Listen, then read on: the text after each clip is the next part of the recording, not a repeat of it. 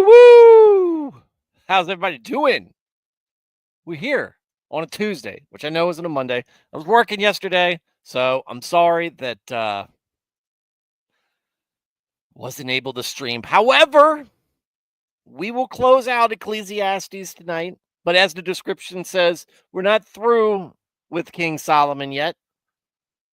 Or rather, he's not through with us. Welcome, everybody, to the show. My name is Stuart Davis, flawed man of God, a humble parishioner at a small church just outside of Richmond, Virginia. I'm not a pastor, not a biblical scholar. I haven't been to seminary. I'm not trying to get you to join my church or donate to any special cause. What I'm here to do is talk about God, talk about Jesus, talk about the Holy Spirit, talk about the Bible, Christianity, and a wide variety of different topics, issues, and current events. Getting here to give you my perspective on them, one that I think is reflective of your average Christian guy. I've been a Christian all my life, 42 years, non-denominational Protestant. Won't subscribe to any particular doctrine or denomination. I'm just in the Word daily, trying to do it better each and every day. Sometimes I'll get it right. Other times I'll get it wrong. But no matter what, you're hearing my voice. If you are watching this show, you can count on getting my honest takes on whatever it is that we are discussing. So if you are new to Christianity, if you are somebody who is reaching out because you feel something, or more likely something's missing, and you're reaching out for what you're missing, and you think that it is Jesus, I'll go ahead, let you know you're on the right track. And if you are here because you need motivation, because there's a lot of pressures that might make you hesitant, some internal, some external. Internally, you might be anxious. You might be worried about this big step, putting your faith, putting your trust, or trusting your faith into God, who's not necessarily as overt as some of us would want him to be, or might make us feel more easy. But it's also called faith for a reason. But I understand that might give you pause. Certainly, we haven't done the best job over the years at times when it comes to being good stewards of the church. There are stories in the news that you can catch where somebody has taken advantage of people's trust. But just because somebody does a bad thing doesn't take away from the truth that is. And you will find that evil sometimes corrupts even places of faith, because unfortunately those places of faith are populated by fallen individuals like you and me. It's not a guarantee that you're going to run into great folks. In fact, I can tell you're going to run into folks you don't like just as often as you're going to run into folks that you do like. But and also, that most churches aren't like the churches that you see in those news reports. Don't let the actions of others dictate your faith. But I can understand why I would give you pause. And I can understand that society would rather you not believe and have you feel stupid that you do, or make you feel embarrassed because they think that makes you hateful, or they want you to feel like you're being judgmental or better than other people, and that's the only reason you want to go to church. You need to put that aside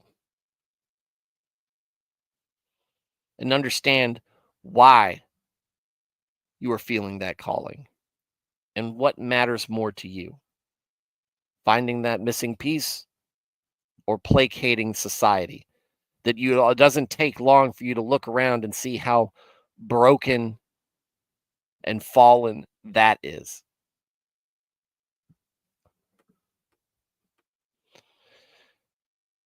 If you want motivation, I'm here to give it to you. I'm praying for you and I'm rooting for you. I want you to be able to overcome those doubts. I'm praying for you too. And it's not just me, it's the folks in this chat. It's the folks And throughout all of Christendom, we should all be praying for you and others like you out there, because trust me, you're not alone. We're hopeful for you.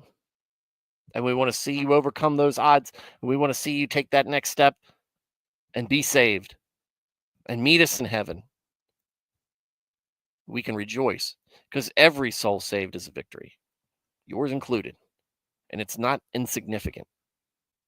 Because if it was insignificant, it wouldn't have been worth it to God to get on that cross for you. So if that's all you needed and you need to skip out because, hey, you only got 10 minutes to listen to this, that's fine. I'm glad I can send you out with that. But I would say come back and hang out with us. Maybe get some insight. Maybe get some influence on what it's like to hang out with a group of folks just settling around talking about the word. It's very relaxed, very layperson stream. You don't have to be a scholar to sit in this, and you don't have to be one to give your input. Your input is welcome regardless.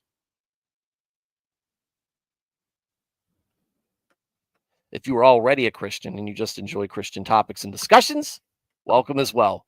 We run this very similar to a Wednesday night study group or a Sunday school. Very small group oriented. We got a decent amount of participation popping in. We'll find we have a pretty set group of folks who tune in and night out. They're wonderful, and I'd love you to join for them, and they would love to have you in there as well. Be part of the group. It's not just me running the show. You guys have say in it as well. And we're small enough that if you put something in that chat box, I'll read it and respond to it. So tell me what you agree with or disagree with. Where do you think I'm right? Where do you think I'm wrong? What unique perspective, experience do you have that perhaps we haven't talked about? Or maybe you want to add on to something somebody else said. Share your opinion. Ask questions. I can't guarantee I'm going to have an answer for you, but we can at least talk about your question. And maybe point you in the right direction. Maybe somebody in the chat will know. And with that said, how's everybody doing? Thad's in here. Bears really making hay now. Drew Dahlman makes drafting Jonty a reality. I want him to go to the Raiders for my own personal reasons, but I like Jonty. He certainly seemed to have a better, more humble persona than Travis Hunter. And plus, he put on quite a show. Nico is here. What's going on, buddy? Can't miss this one. You can't miss any of them, Nico. Not you. Got to see you here. Got to see you in here. Glad to see you. Glad to have you in the chat, buddy. Nernaeth, we have one of the best verses in this chapter. You have to let me know when I get there. Veritax is here. Woohoo! Veritax said, Ukraine ready for a ceasefire? Wonders never cease. Terrible. Thad said, Putin won't agree. Plus, Z will find a way to weasel out. It's just a bad situation over there. Nernaeth said, if you all can, add the church in Syria to your prayers. What is happening there is being ignored. Yes. And it's not just Syria. Syria's a bad case right now. But there's a lot of places that are kind of in the news where people care about everybody but the Christians. That's just our lot, okay? And there's nothing there's not much to say about it, except for this isn't a new story, and we don't need to kvetch about it. But we do need to pray for each other, our brothers and sisters over there. It's not a warm and welcoming place. And again, there's nobody looking out for us except for God, which, to be fair, is the best one to have looking out for us. It's much better than any government, but that doesn't always mean that you are going to face a nice, quiet life that is free of martyrdom or oppression. when we get done, one of the things I'm looking forward to when we do finish reading the Bible is we're going to talk about some of the early Christian martyrs. We're going to do some episodes based on the accounts of them, and you can really understand what it means to be a Christian outside of the first world bubble, outside of the confines of a nation that, while I was talking earlier, frowns upon Christian values, does not overtly and attack us in physical ways. At least it's a little bit more subversive. But if you look at places like Syria, like India, China, China, places like many countries in Africa, it's not a good place to be. It's not a welcoming place for Christians. It is a place where you are met with hostility, and that your faith may be put to the test at the end of a barrel. And one of the things I've asked people before in America is, are you ready to take that bullet? Because there's a lot of folks out there, not only who are, but who have. So, yeah, pray for Syria, pray for those other places. At least Russia is helping out the Syrians. And, for whatever reason, at least there's some aid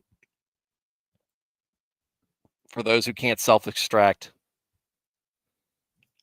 Final semester is getting me. Well, hey, at least it's your final semester. It's March, so that means what? May.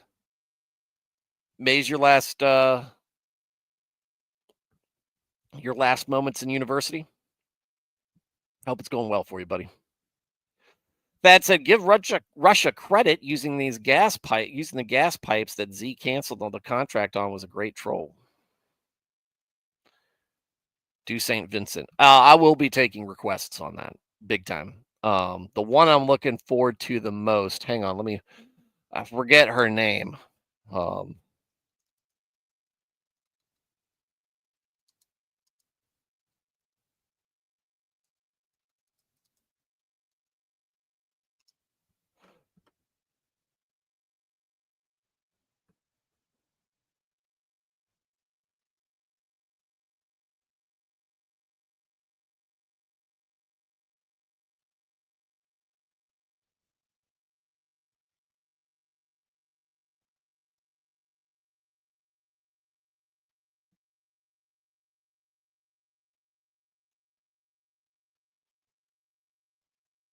Hang on.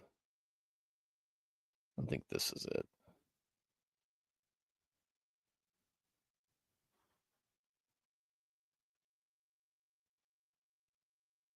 I think it's Blandina.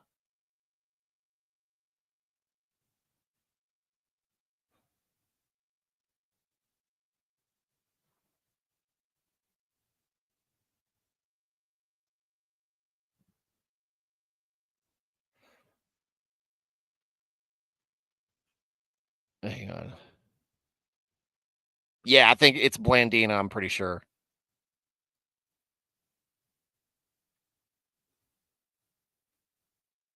Yeah, Blandina. That's the one.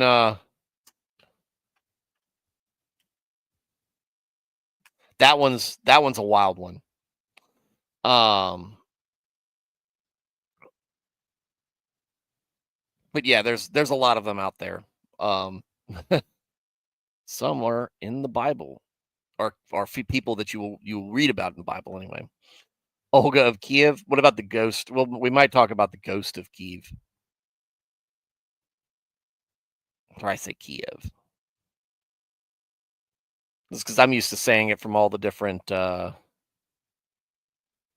Clancy novels I've read over the years. Not that makes it right. That's just how I'm used to saying it. All right. Well, hopefully y'all's weekend was good. I see y'all gathering around here. We're gonna close out. We're gonna close out Ecclesiastes tonight. Ecclesiastes has been wonderful, absolutely wonderful. I know they talk about it does get good dark. I've mentioned this before several times, but it is dark at times. But at the same time, what it makes really puts into perspective, you are not first here, and the world doesn't revolve around you, and you have your legacy doesn't mean a whole lot. What gives meaning to all of this is God, and some stuff matters to him, other stuff does not. It will be cast aside. Ecclesiastes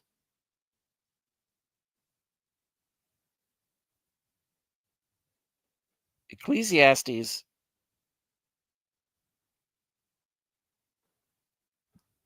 is a great place to put you for you to read when you feel like you need to be humbled, or if you're just needing to engage in that. It's like I need to feel the humility of the faith. Solomon really does deliver here. And I think in a way that does it that you don't feel depressed at the end. Maybe other people come away with that impression, not me. But it's to me, I still find it to be a positive.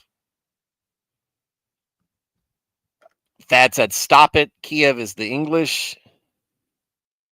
We don't call Japan Nihang. What?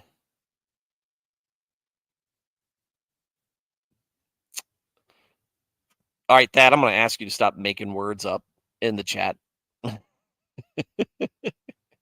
It is bad enough, Thad, that I had to read through, and I've still got some ahead of me, but I had to read through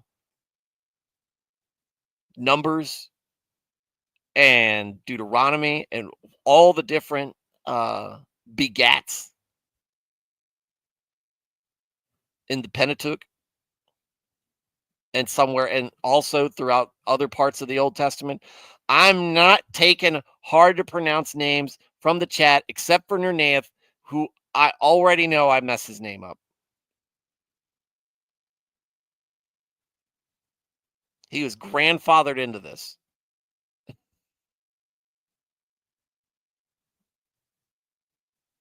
Japan calls itself Nihongo.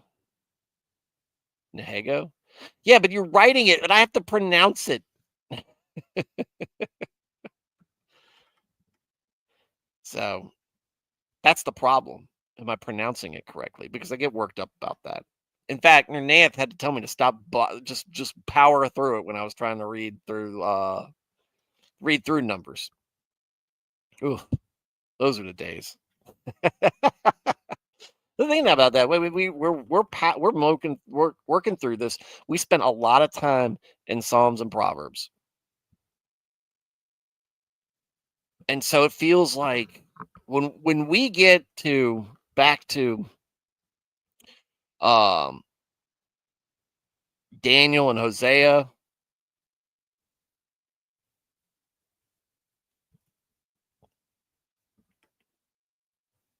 it's gonna be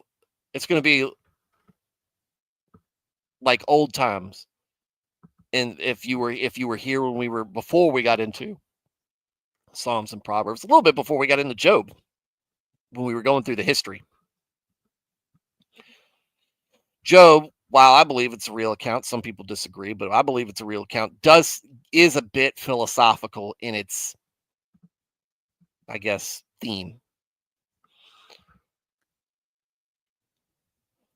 Bad Japanese spelling. Nihon, the go is a literary suffix dropped in spoken language. Man, I don't know what I'm doing. All right, let's get to the reading. All right. Ecclesiastes 12. Remember God in your youth. Remember thoughtfully also your Creator in the days of your youth. For you are not your own, but His. Before the evil days come, or the years draw near when you will say of physical pleasures, I have no enjoyment and delight in them. Before the sun and the light and the moon and the stars are darkened by impaired vision, and the clouds of depression return after the rain of tears, in the day when the keepers of the house, hands and arms tremble, and strong men, feet and knees bow themselves, and the grinders, molar teeth, cease because they are few, and those eyes who look through the windows grow dim. When the doors, the lips, are shut in the streets, and the sound of the grinding of the teeth is low, and one rises at the sound of a bird and at the crowing of a rooster, and all the daughters of music, voice and ears, sing softly. Furthermore, they are afraid of a high place and of dangers on the road. The almond tree, hair, blossoms, white, and the grasshopper, a little thing, is a burden, and the caperberry, desire, appetites, fails. For man goes to his eternal home, and the mourners go about the streets and marketplaces. Earnestly remember your Creator before the silver cord of life is broken, or the golden bowl is crushed, or the pitcher at the fountain is shattered, and the wheel at the cistern is crushed. Then the dust out of which God made man's body will return to the earth as it was, and the spirit will return to God who gave it. Vanity of vanity, says the preacher. All that is done without God's guidance is vanity and futility.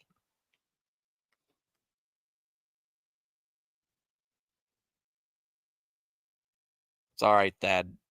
Nernath will set you straight. The Ecclesiastes bars hit hard. Remember the Lord before it's too late. So let's get into this. So when it says remember the God in your youth, and I think that's not just, I don't think that's talking so much as um being a teenager or a young adolescent or even a child. I think it's because it's before,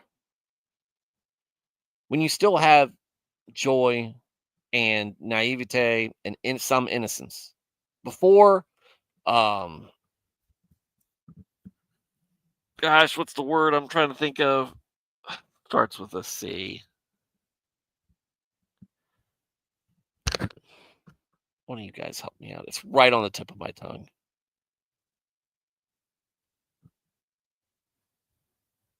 Senility. I'm getting there. I'm getting there, Nernath. Oh, crap. It's the opposite of naive.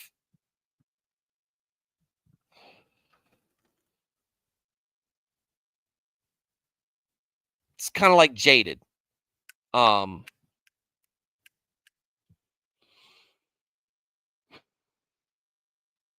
I said jaded, Nernath. I know you probably typed that in before I said it. Starts with a C. Oh, what's the word? By the way, we'll go with jaded until one of you guys remembers it. Ugh. So, when you can still enjoy things, or when you're still just not so bent down with sin, or you're not just so washed up.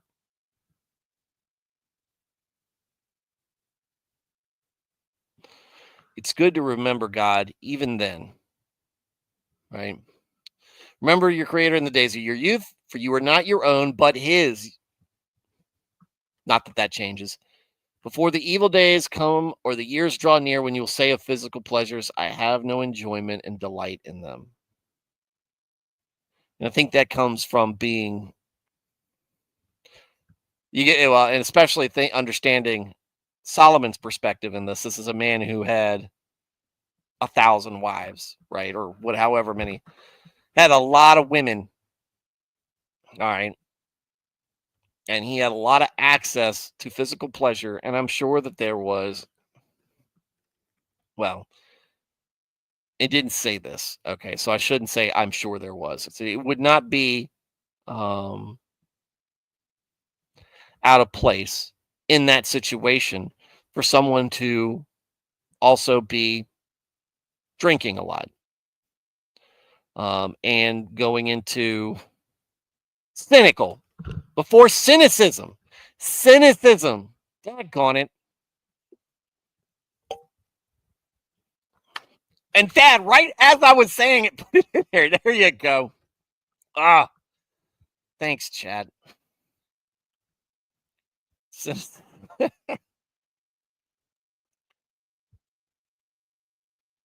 When you have basically burn out on physical pleasures, I'm feeling it for a bear tax.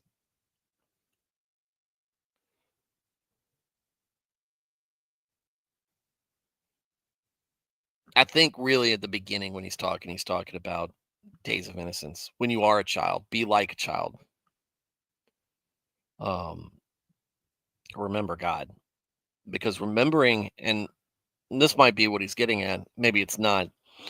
Remembering God then, or knowing God and thinking about God and keeping your mind on God, then will give you a touchstone and a landmark and a place to come home to later. Right? You're setting, not only are you doing something that is appropriate to God. Hold on a second.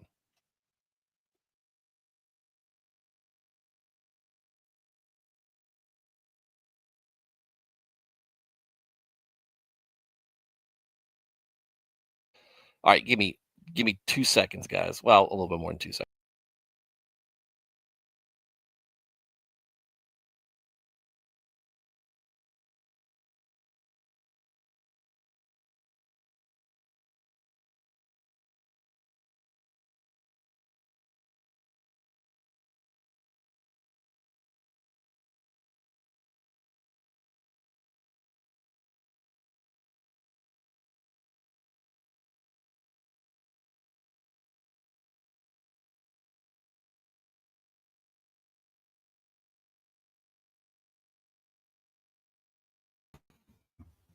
Sorry, saying goodnight to my son.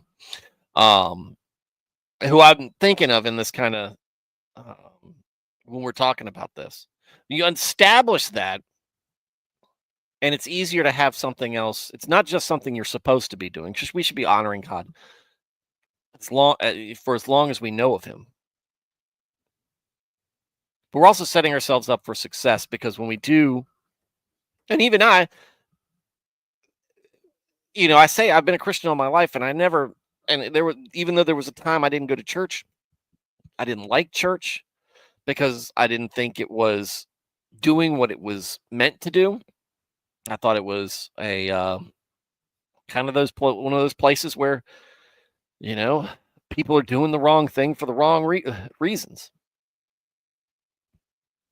And even though I still great, God, that didn't keep me from making mistakes, or in fact, I make worse ones because I think that I wasn't around people who would hold me accountable.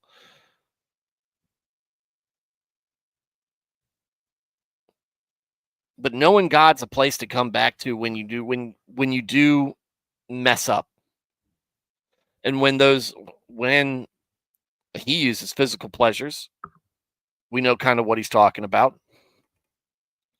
When those things do tend to consume us and lead us astray, and we're doing things we're not supposed to, or feeling that, or at the very minimum, feeling the temptation. Especially us men. I can't speak as much for the women, but men, we know that that's something. Temptations of of sexual nature is something that most of us struggle with, or maybe not struggle with, but are faced with. Some people are able to handle it more than others, and especially in these days when you've got readily access to porn, there are apps out there where you can go out there and have a fling,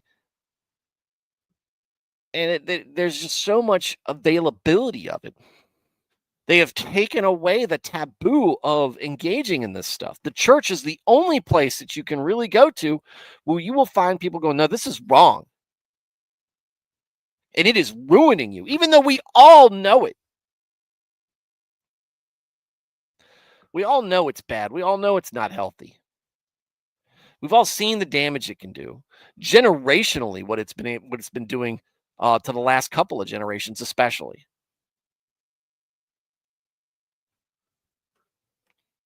And that time that we're exposed to that, or we really start noticing that, is what I'm thinking about. And when you start when that stuff starts to really tempt you to come, yeah, I know the Bible says this about it, but it's just it's an old book. It's just it's dated, it's backwards. It's just wanting to keep you from doing what you like to do.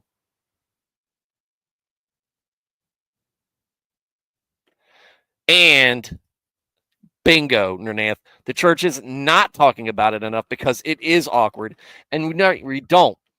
And I think part of it is because it's uncomfortable, not because we don't want to admit it's wrong, because I think the majority of the men, at least, and probably some of the women, they think that they get a pass from some of these romance novels. But if you read that stuff, it's porn. It's no different. I mean, you can argue that at least it's not there. The there isn't a trafficking market behind the romance novel industry, or the exploitation market is not there. But it's not. Those people in those accounts aren't married.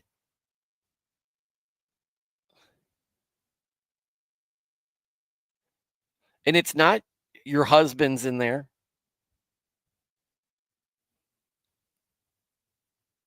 It's and that's the thing, is like, if you don't think, if we can't even tackle the overt issue, I'll put that back up there. If we can't even tackle the overt issue that we know it's wrong, because it makes us um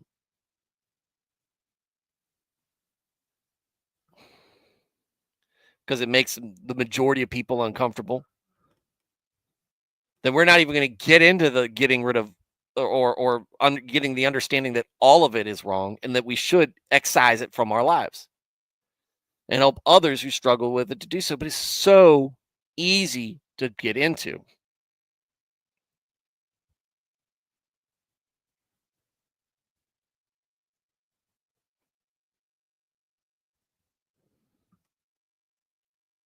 I know.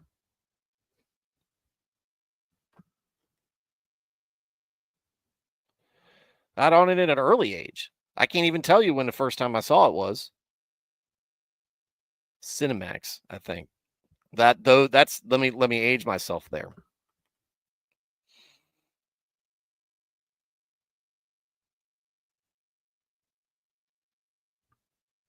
It's out there. It does awful things to people.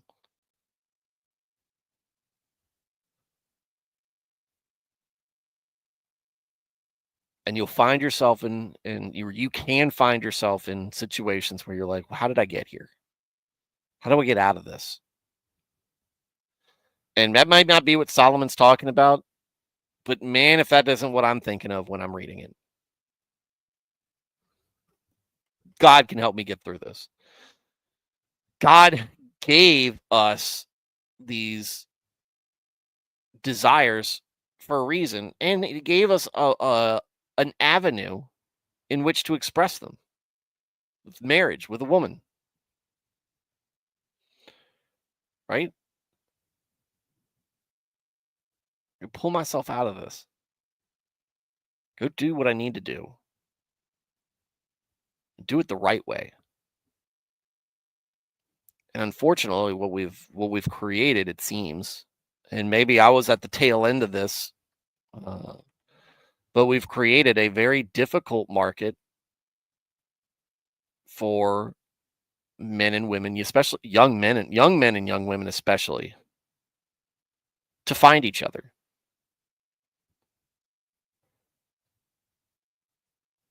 in a way that is meaningful and wholesome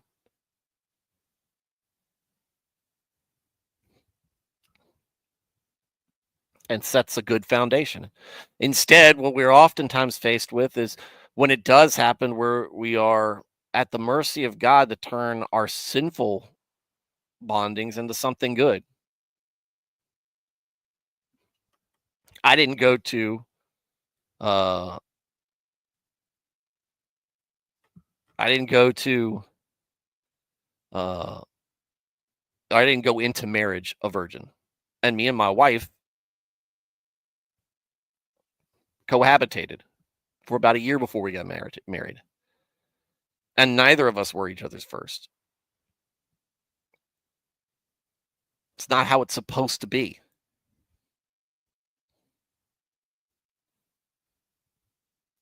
But what did God make out of that?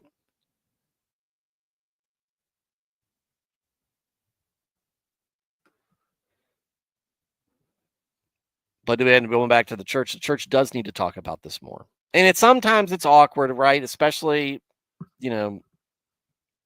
I was raised where from the moment I was out of the nursery, I was sitting next to my parents in the pew, listening to the sermon like everybody else. And sometimes that's hard. That's a hard discussion in front of mixed company, but we just don't talk about it enough. We don't talk about any sexual sin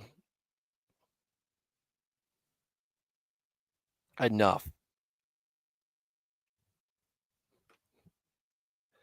And so I'm glad we're covering that here with Solomon.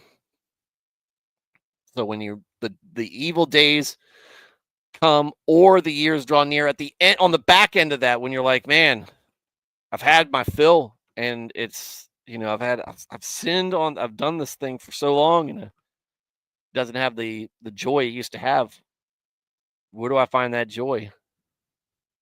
Where do I find that escape? Where do I get that high? It's not going to be the same,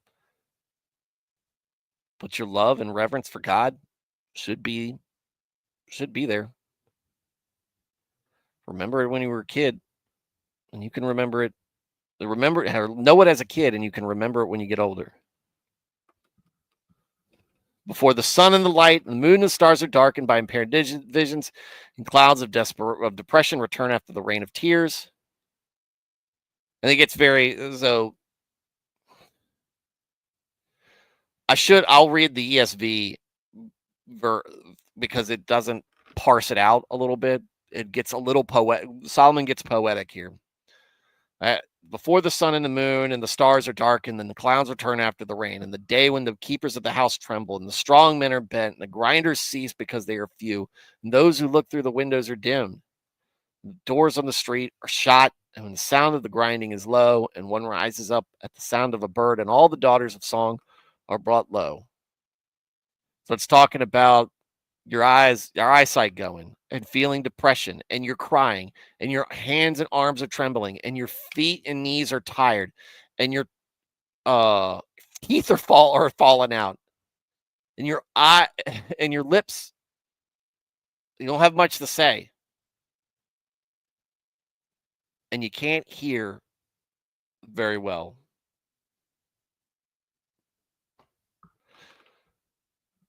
When all that happens, God. And Nico says, I thought it also meant a literal, like, you can't do the things you used to and enjoy when you get old. We were getting there, Nico. Just need to give me time to wind into that. This is me getting to the point. It's not a straight line. And that's what Nico's talking about here. When you're at the end, my wife, and what she does, she talks a lot about 11th hour conversions.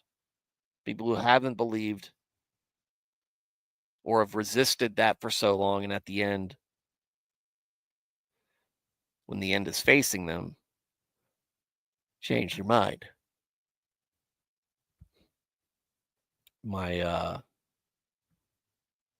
That doesn't really affect us as much. It might affect loved ones of us, but it doesn't affect us as much because we're here relatively young. Most of you guys are younger than me. I'm only just a little old. But we're generally, the group of us are believers, right?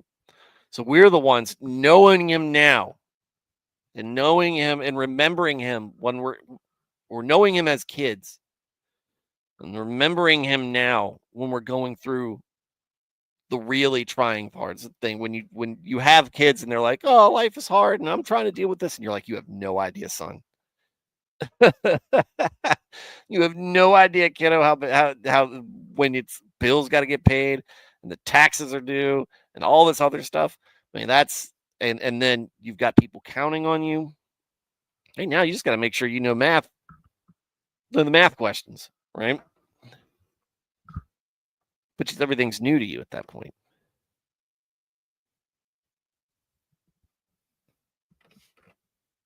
Remember God. And remember how you used to feel and try to get back to that childlike faith. A lot of times the danger is in doing it long enough you don't think it's a big issue. Oh, yeah. Oh, yeah. And some of that is just because you become complacent and you just don't care anymore. And some of it is because you feel so guilty about it that you just try to ignore it.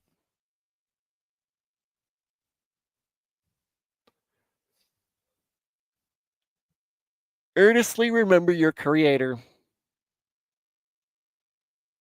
I'm sorry, hold on.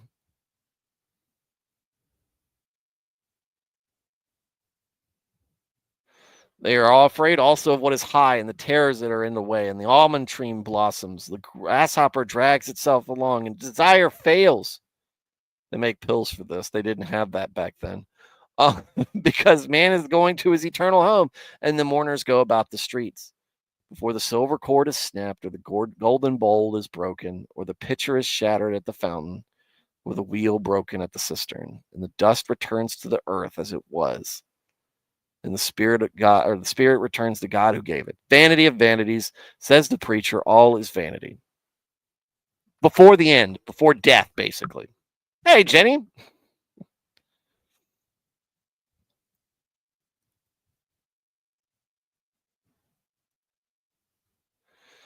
Or you just don't see the consequences in your life, so you assume it's fine, but then it's all building up to a big problem later. Oh, yeah. Yeah. Sin has natural consequences to it. It's almost as if that's how the universe is created.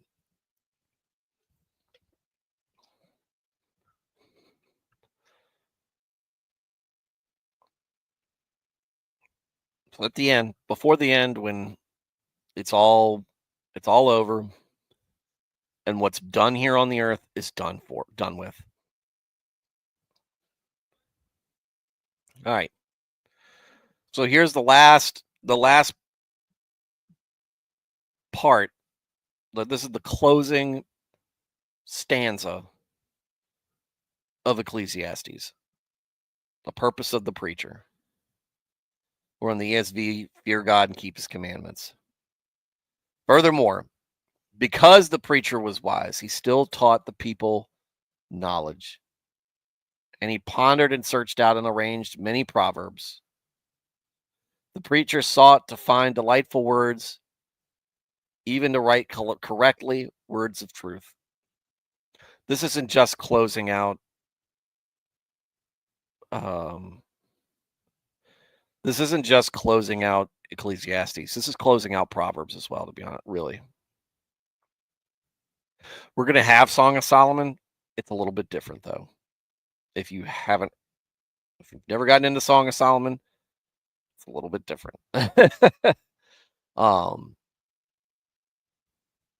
this is just talking about, hey, Solomon was gifted this wisdom, and he did his level best at the end to put things out there for people to read, people to take to heart and understand, impart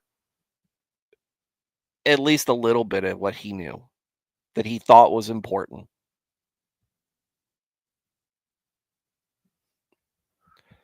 And since that wisdom came from God, that's godly wisdom that he put in these Proverbs and these chapters of Ecclesiastes. The words of the wise are like prodding goads, and these collected sayings are firmly mixed in the mind like well-driven nails. They are given by one shepherd. But beyond this, my son, about going further than the words given by one shepherd, be warned. The writing of many books is endless, so do not believe everything you read.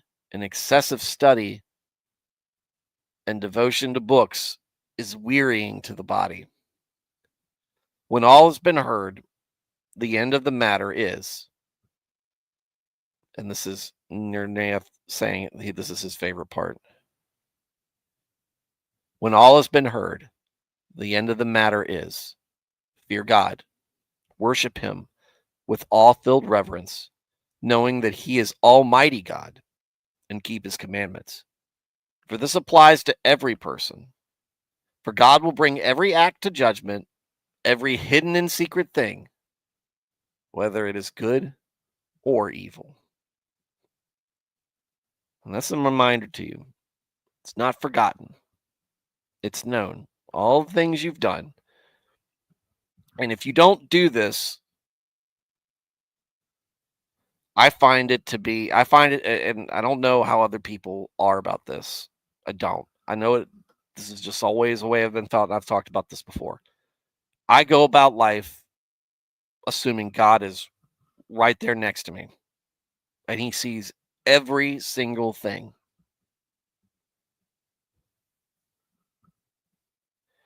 Every mistake, every uh, every perverted thought, every moment of anger,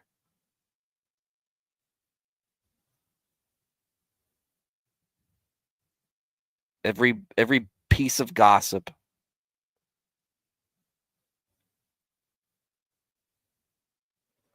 all my foolish decisions. But he's also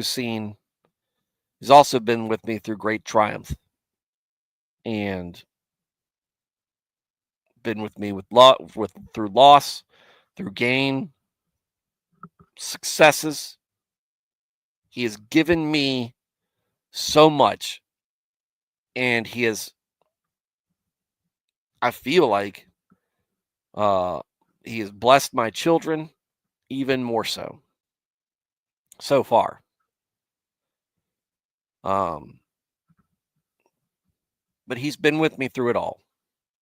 And I find that always just assuming he sees and he's reacting to it, what you're doing, it's not a guardian angel. It's him. And that's who you're asking for forgiveness. You can't fool him. You can't talk your way out of it. You can't lawyer your way through the commandments thinking that you're going to get one over on God.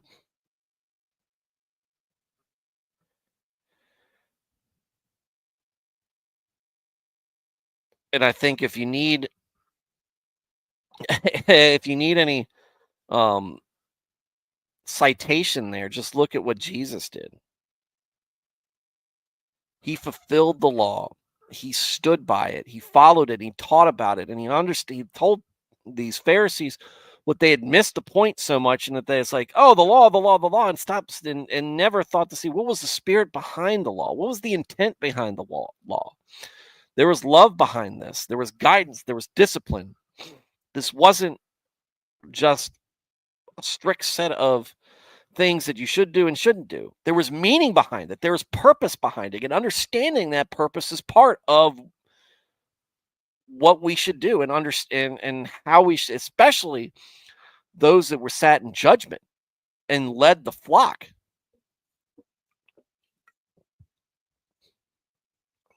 But no, it wasn't. And that's why I say you can't lawyer your way through this. What if he says this, but he didn't say exactly this. Do you know what he meant? Do you know that you're getting close to the line, or that you're trying to blur the lines yourself? You can lawyer yourself into thinking it's okay. And that's the really dangerous part. Because that's when you get these folks who have really fallen away and still call their churches Christian.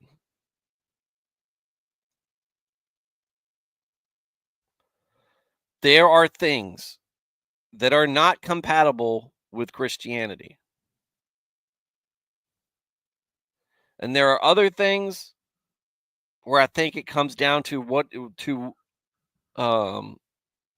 intent, but they are direct commandments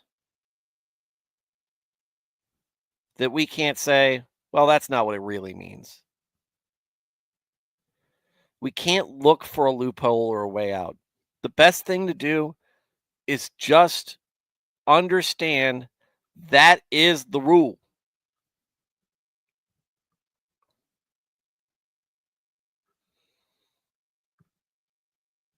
And the thing that we most often, I think, make the excuses out when it does come to physical pleasures,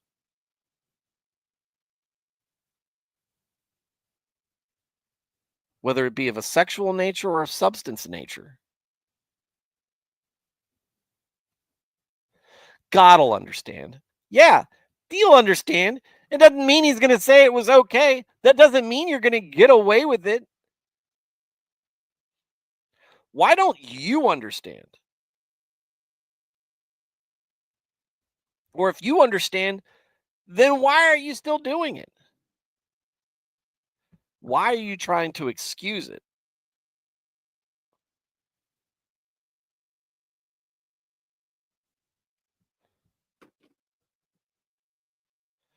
If you want to fall in love with the world and you want to give, and I guess this is kind of what Ecclesiastes alludes to, but doesn't get, and it gets a little poetic about it.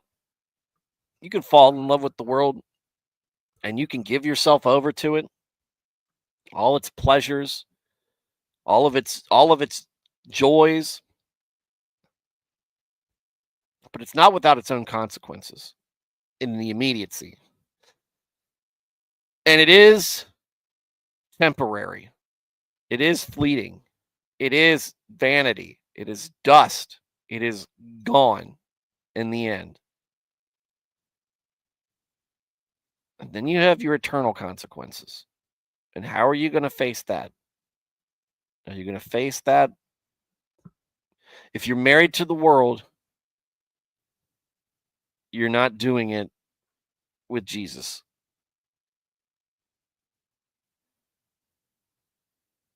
And if you tried to excuse other people for what they did, they did, and said, well, it's okay, God will understand.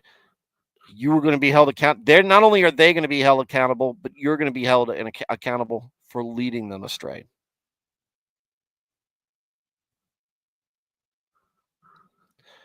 Oh, we were talking about this. Me and my Catholic buddies were talking about this because I was on a rampage on Twitter about who I see as grifters. Y'all have heard me rant about that. I'm not getting into that. But there is a lot of folks out there who are talking about faith that who aren't equipped to do that.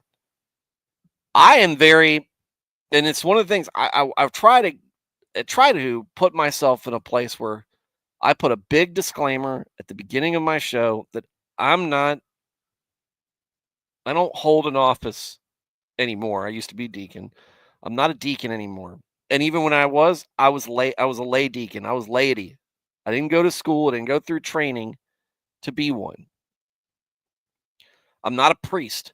I didn't go to seminary. I only casually study church history and meanings and biblical topics and that kind of stuff. I am not an expert for anything other than what it's like to be a Christian or to live a Christian life with all the triumphs and mistakes, because I do have 42 years of experience there. But I try to be very careful in what I say is acceptable and what is not acceptable, because I understand that there's probably things that I think about in my faith that I might be wrong about. And I need to be ready for correction when God tells me I messed up, and not to argue, and I need to remember to shut my mouth and not try to plead my case or anything. Just, I was wrong and I repent.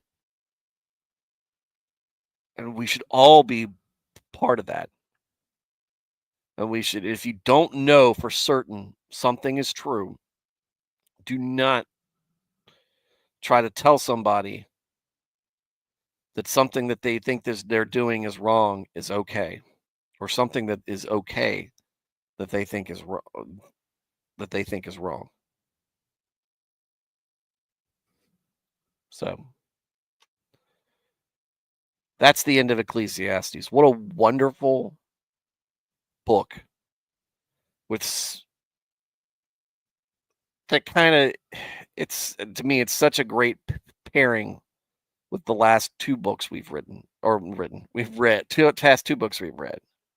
And we're going to close out Solomon in the next 10 verse next book, which is another 8 verses. I was going to say 10 verses, or I'm sorry, 8 chapters instead of 10 chapters. And then we'll be moving on to books of prophecy.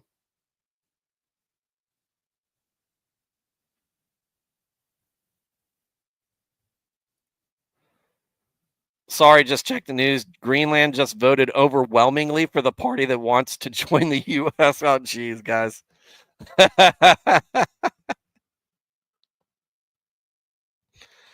What a time to be alive.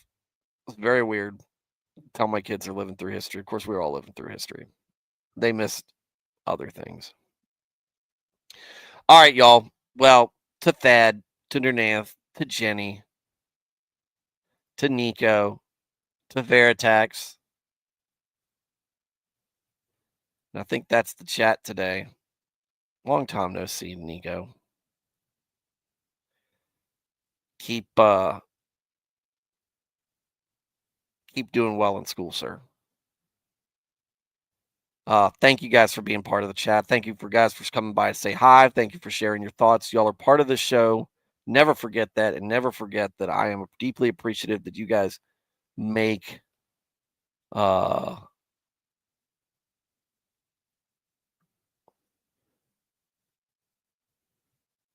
make this show better than just me sitting there talking about it. May you live in interesting times. Yeah. Your name said MGA, make Greenland America again. I don't think it ever was America, but how about just this MA from make Greenland America? And then you still got MAGA. Anyways. All right, y'all. But thank you. Thank you for being the chat and being part of the show. For everybody who is listening and not commenting, I encourage you. You always have my encouragement to be part of the show and comment. I want to hear what's going on. I want to hear your thoughts on things, but I understand you might not want to or be able to. I'm just glad that I've got a show that I'm talking about something in a way that keeps you coming back, and that I do at least enough justice to scripture that you're interested in hearing about it. To everybody who is catching me on replay, thank you for watching. I'm sorry I missed you. I hope to catch you live sometime soon. Everybody, have a good night and God bless.